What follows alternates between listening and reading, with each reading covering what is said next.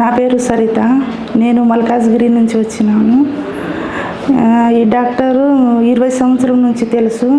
మాకు ఏది వచ్చినా, జ్వరం వచ్చినా, ఏది వచ్చినా ఇక్కడికే కార్ఖానాలో వస్తాం. అక్కడి నుంచి ఇక్కడ వచ్చేసారు ముసరాబాద్. నాకు మెడ నొప్పి చాలా నెలల నుంచి ఎక్కువ ఉంది. అప్పటి నుంచి సార్ దగ్గర వస్తే అది ట్రీట్మెంట్ జరుగుతుంది. ఇప్పుడు మంచిగా అయింది. సరిత చాలా ఇయర్స్గా బాధపడుతుంది నెక్ పెయిన్ తోటి. ఆమె మెడిసిన్స్ తీసుకుంటుంది, ఇంజెక్షన్ తీసుకుంటుంది, ట్యాబ్లెట్స్ వేసుకుంటుంది, మందులు వాడుతుంది, స్టీరాయిడ్స్ వాడుతుంది. ఎన్నో ఇయర్స్ నుంచి ఎన్ని విధాల ప్రయత్నాలు చేస్తున్నా కానీ ఆమె పెయిన్ మట్టుకు తగ్గట్లేదు. ఆమె యాక్యుపంక్చర్కి రమ్మంటే రాలేదు ఎన్ని సంవత్సరాలు.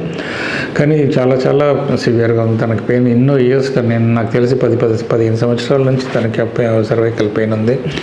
ఇప్పుడు మటుకు చాలా సివియర్గా అయిపోయింది. ఆమె మూమెంట్స్లో అన్నింటిలో డిఫరెన్స్ వచ్చింది. బట్ ఇప్పుడు వచ్చిన తర్వాత యాక్యుపంక్చర్ స్టార్ట్ చేసినాం మేము.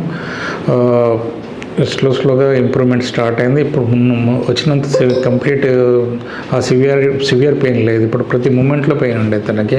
పడుకోవాలన్నా ఇబ్బంది పడేది, కూర్చోవాలన్నా ఇబ్బంది పడేది, ఏ పనుల్లో కూడా అది అడ్డు వచ్చేది. బట్ అన్ని పనులు చేసుకుంటూ వచ్చింది తను. బట్ స్టిల్ ఇప్పుడు ఆ పెయిన్ లేకుండా కొంచెంగా తను ఇంప్రూవ్మెంట్ అవుతుంది. తనకి టైం తీసుకుంటుంది. Because this is very very chronic problem. నాకు తెలుసు. నేను ఆమెకి వచ్చినప్పుడే చెప్పినాను, ఇప్పుడు స్టార్ట్ చేస్తున్నావు కానీ కొంచెం టైం పడుతుంది. This is the first course that she is taking.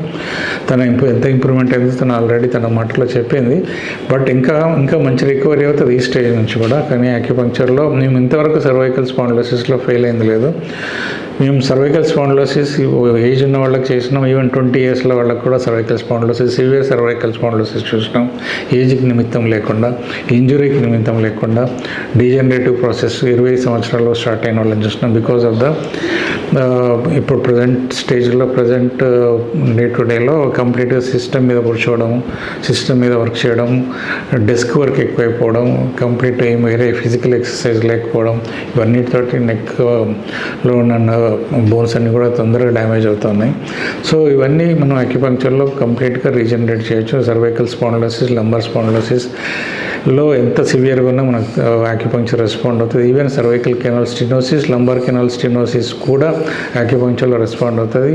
We could abort surgery for life time. ఇప్పటివరకు ఎంతోమంది సర్వైకల్ కెనాల్ స్టెనోసిస్ వాళ్ళైనా, లంబర్ కెనాల్ స్టెనోసిస్ వాళ్ళైనా వచ్చినా కానీ సర్జరీకి పోవాల్సిన అవసరం పడలేదు. వాళ్ళ నార్మల్ లైఫ్ లీడ్ చేయగలుగుతున్నారు. అఫ్కోర్స్ కంప్లీట్ రికవరీ లేకపోవచ్చు కానీ నియర్ టు నార్మల్సీ తీసుకురావచ్చు. ఇది మెడికల్ డాక్టర్గా నేనే బిలీవ్ చేయలేను సర్వైకల్ కెనాల్ స్టెనోసిస్ ఎట్లా తగ్గుతుందని. బికాజ్ అంత డిస్క్లు అంతా బయటకు వచ్చి పూర్తిగా నర్వ్ చేస్తున్నప్పుడు. బట్ ప్రాక్టికల్గా మనం మంచి రిజల్ట్స్ చూస్తాం. బికాజ్ డిస్క్ మధ్యలో స్పేస్ ఇంప్రూవ్ అవుతుంది. సో డిస్క్ మీద ప్రెషర్ పడదు. మనకి డిస్క్ మధ్య బోన్కి మధ్యలో ఆస్టియోఫైట్స్ ఫామ్ అయ్యి డిస్క్కి ఉన్న స్పేస్ తగ్గిపోయి మనకి డిస్క్ మీద ప్రెషర్ పడి డిస్క్ హర్నియేట్ అవుతుంది.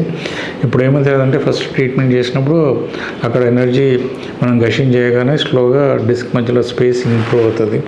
మనం అది ఎంఆర్ఐలో కూడా చూసుకోవచ్చు, స్పేస్ ఇంక్రీజ్ కావడం. సో ఎప్పుడైతే ఇంక్రీజ్ అవుతుందో డిస్క్ మీద ప్రెషర్ పడదు కనుక మనకి పెయిన్ తగ్గడం స్టార్ట్ అవుతుంది. ఆ డిజనరేటివ్ ప్రాసెస్ స్టాప్ అవుతుంది, పెయిన్ తగ్గుతుంది. ఇంకా మనం ఎనర్జీ గషింగ్ చేస్తే రీజనరేషన్ కూడా స్కోప్ ఇవ్వచ్చు. అందుకే లాంగిటీ కూడా వస్తుందండి.